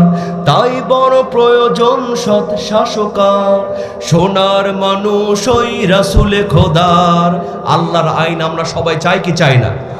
দুর্বিষহ হয় জীবন সবার, চারিদিকে শুধু আজ হাহাকার। তাই বড় প্রয়োজন সৎ শাসকার, সোনার মানুষ ওই রাসূলে খোদার। আল কোরআনের পথে গড়তে হবে শোষণ মুক্ত এক সুখী সমাজ, থাকবে না যে থায়ার কোনো অনিয়ম, কায়েম করব সে খোদারি রাজ। আল কোরআনের পথে গড়তে হবে শোষণ মুক্ত এক সুখী সমাজ, থাকবে না যে থায়ার কোনো অনিয়ম, কায়েম করব সে খোদারি রাজ। এসো তাই গাই মোর জিহাদির গান, এসো আল্লাহর পথে, এসো রাসূলের পথে, এসো জীবনের পথে করি সংগ্রাম। মানুষের মন গড়া মতো বাঁধে ওই শান্তির পতাকা যে হলো খান খান, শান্তির পতাকা যে হলো খান খান। এসো আল্লাহর পথে, এসো রাসূলের পথে, এসো জীবনের পথে করি সংগ্রাম। এসো আল্লাহর পথে, এসো রাসূলের পথে, এসো জীবনের পথে করি সংগ্রাম। প্রথমে বাংলাদেশি আজান, কি আজান? মানে আজান একই, তবে সুর আলাদা। কি আলাদা? একটু ভাসিয়ে দেন। আজান এক, তবে সুর আলাদা। বাংলাদেশি সুরে প্রথমে কিরকম আজান হয় সেটা আমরা শুনি। আল্লাহু আকবার, আল্লাহু আকবার, আল্লাহু আকবার,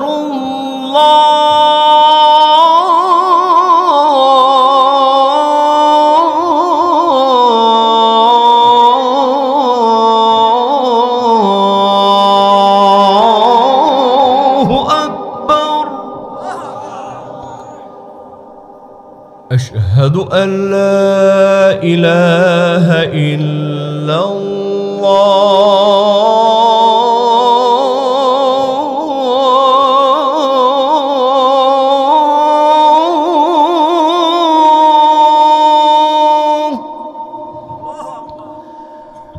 أشهد أن لا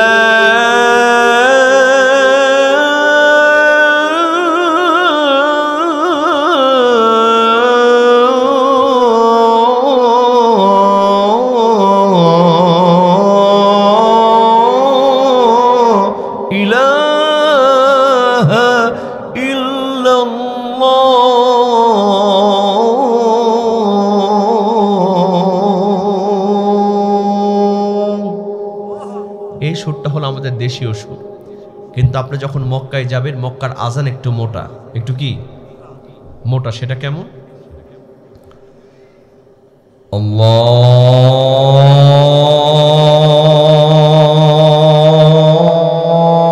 আল্লাহু আকবার, আল্লাহু আকবার,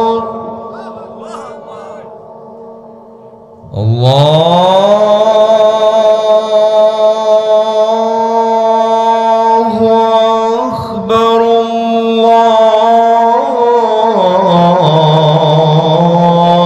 আল্লাহু আকবার। আশহাদু আন লা ইলাহা ইল্লাল্লাহ।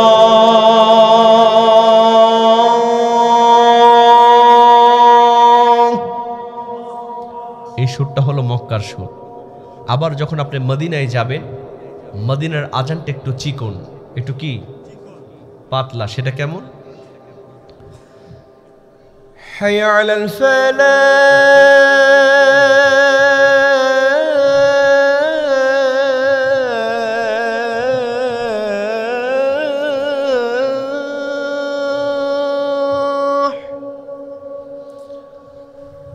হাইয়া আলাল ফালাহ,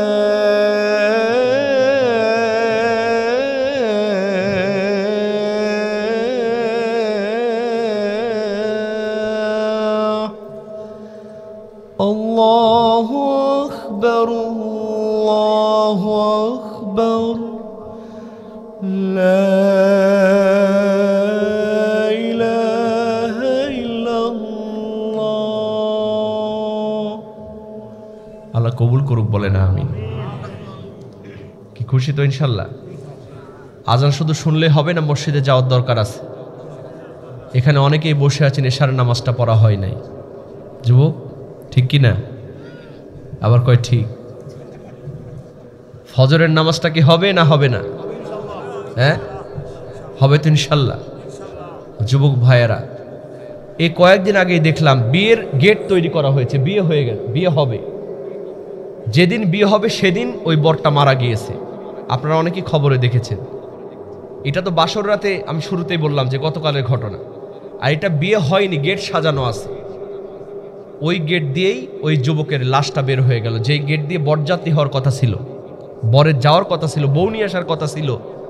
বিয়ের দিনে বর মোটরসাইকেল নিয়ে বাইরে গিয়েছে, অ্যাক্সিডেন্ট করে মারা গিয়েছে। বাজান, মৃত্যু কখন চলে আসবে যুবক ভাইয়েরা? আপনি জহুর কাজা করেছেন, আসরের সময় আপনার মৃত্যু হয়ে যেতে পারে, ঠিক কিনা?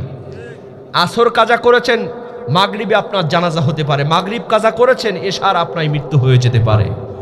এশার নামাজ কাজা করেছেন, চোখ বন্ধ করেছেন, ঘুমিয়েছেন। বাজান, বিশ্বাস করেন, চোখ খুললে সকাল, না হলে কিন্তু পরকাল।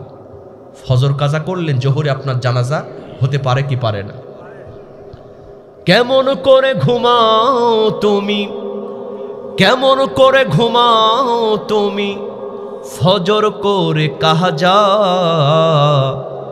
এমনও তো হতে পারে জোহরে জানাজা, ঠিক কিনা? মুসলিম হয় না জন্ম নিলে মুসলমানের ঘরে, কাফের মুমিন তফাৎটা হয় সানাতের উপরে। এই জীবনে নামাজ যেন, এই জীবনে সালাত যেন হয় না কভু কাজা, এমনও তো হতে পারে আগামীকাল ফজরে জানাজা, ঠিক কিনা? নামাজ পড়তে রাজি আছেন তো? রাজি আছেন ইনশাল্লাহ? যেখানেই থাকেন নামাজ আদায় করবেন, আল্লাহ পাক যেন সকলকে কবুল করেন। আলহামদুলিল্লাহ, সবাই বলেন আলহামদুলিল্লাহ। আল্লাহুম্মা আমিন। ربنا ظلمنا أنفسنا وإن لم تغفر لنا وترحمنا لنكونن من الخاسرين। আল্লাহ তাআলা, গভীর রজনীতে তোমার কিছু মুমিন বান্দা বান্দীদের নিয়ে তোমার দরবারে হাত তুলেছি। মেহেরবানি করে আমাদের জীবন জিন্দেগির গুনাহ খাতাগুলোকে মাফ করে দাও। আল্লাহ তাআলা, আমাদের গুনাহ যত বড় তার চাইতে তোমার রহমত অনেক বেশি বড় রে আল্লাহ। গুনার দিকে নজর দিও না, বান্দা মনে করে তুমি রব মাফ করে দাও। আল্লাহ তাআলা, তোমার কাছে যখন হাত তুলি, দুজন মানুষের কথা বেশি বেশি মনে পড়ে যায়। আমাদের মাঝ থেকে যাদের জনম দুঃখিনী মা, জনম দুঃখী বাবা, অন্ধকার কবরে কবরবাসী হয়ে গেছি, মা বাবার কবরখানাকে তুমি জান্নাতের টুকরা বানায়া দাও। আল্লাহ তাআলা, আজকে বেশি মায়ের কথা মনে পড়তেছে, যেই মা কত কষ্ট আমাকে লালন পালন করেছে।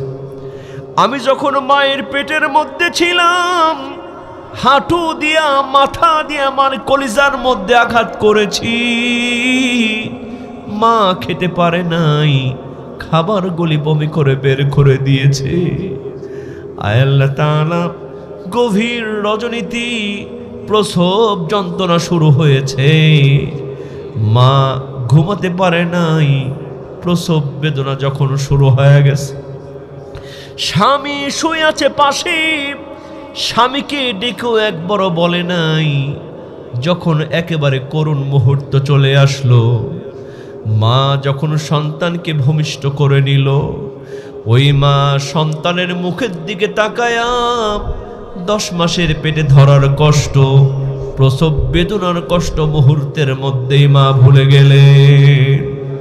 শীতের রাতে আমি যখন বিছানায় পেশাব করেছি, মা নিজে ভিজা জায়গায় থেকে আমাকে শুকনো জায়গায় রেখেছে। আয় আল্লাহ তাআলা, সেই মা আজ কবরে চলে গেল। রব্বুল আলামিন, মায়ের কবরখানাকে তুমি জান্নাতের টুকরা বানায়া দাও। ওরে প্রসবের কি ব্যথা, মা জানে সে কথা, মরিয়াও যেন মায়ের মরণ হইল না, মায়ের মরণ হইল না। মায়ের ধরিয়া জঠরে কত কষ্ট করে 10 মাস 10 দিন পরে পেল বেদনা। এমন দরদি ভবে কেউ হবে না আমার মা, মা গো। আয় আল্লাহ তাআলা, সেই মা যার কবরে চলে গেল, এই মাহফিলের ওসিলায়, মোনাজাতের ওসিলায় মায়ের কবরখানাকে তুমি জান্নাতের টুকরা বানায়া দাও। আয় আল্লাহ তাআলা, আমরা যারা হাত তুলে আমিন আমিন বলছি, অনেক যুবক আছে বাড়িতে গিয়া দেখবে আব্বা যেই জায়নামাজে নামাজ আদায় করতেন সেই জায়নামাজ ঠাগের মতোই পড়ে আছে। আব্বা যেই লাঠি ব্যবহার করতেন সেই লাঠিটা আগের মতোই পড়ে আছে, কিন্তু বাড়িতে গিয়া আব্বা বলে ডাকার মতো কেউ নাই। রব্বুল আলামিন, যাদের আব্বা জান কবরে চলে গেল, আব্বা জানের কবরখানাকেও তুমি জান্নাতের টুকরা বানায়া দাও। আয় আল্লাহ তাআলা, এছাড়াও যাদের দাদা দাদি নানা নানি সন্তান সন্ততি আত্মীয় স্বজন ভাই বোন অন্ধকার কবরে কবরবাসী হয়ে গেছে, সকলের কবরখানাকে তুমি জান্নাতের টুকরা বানায়া দাও। আয় আল্লাহ তাআলা, আমরা যারা হাত তুলে আমিন আমিন বলছি, অনেকেই অনেক রোগে আক্রান্ত, তুমি তো সবচেয়ে বড় ডাক্তার, মেহেরবানি করে সকল রোগের শিফা তুমি আল্লাহ দিয়া দাও। আয় আল্লাহ তাআলা, এই এলাকাবাসীকে আল্লাহ তুমি কবুল করে নাও। রব্বুল আলামিন, রহমাতুল লিল আলামিন তাফসীর কমিটিকে আল্লাহ তুমি কবুল করে নাও। আয় আল্লাহ তাআলা, এই 2 দিন ব্যাপী তাফসীর মাহফিলের জন্য যারা টাকা দিলেন, পয়সা দিলেন, আল্লাহ সকলের দানকে কবুল করে নিয়া জান্নাতের মধ্যে আল্লাহ তুমি জান্নাতি ঘর বরাদ্দ করে দাও। আয় আল্লাহ তাআলা, যে সমস্ত যুবক ভাইরা অক্লান্ত পরিশ্রম করেছেন তাদেরকে তুমি খালিদ বিন ওয়ালিদের সঙ্গে কবুল করো। আয় আল্লাহ তাআলা, আমার বন্ধুবর এই 2 দিন ব্যাপী মাহফিলের সভাপতি মুফতি খান মোহাম্মদ মুহাইমিনুল তারিক ভাইকে আল্লাহ তুমি কবুল করে নাও। আয় আল্লাহ তাআলা, আমাদের সঙ্গে আমাদের অনেক মা বোন হাত তুলেছেন, আমাদের মা বোনদের কষ্টকে দূর করে দাও, মা বোনদের দানকে কবুল করে নাও। তুমি সবার মনের খবর জানো, মায়েদের নেক মাকসুদকে আল্লাহ তুমি কবুল আর মঞ্জুর করে নাও। আয় আল্লাহ তাআলা, পরিশেষে তোমার কাছে মিনতি, মালাকুল মাউত আজরাইল কখন যেন চলে আসবে আমি তো বলতে পারি না।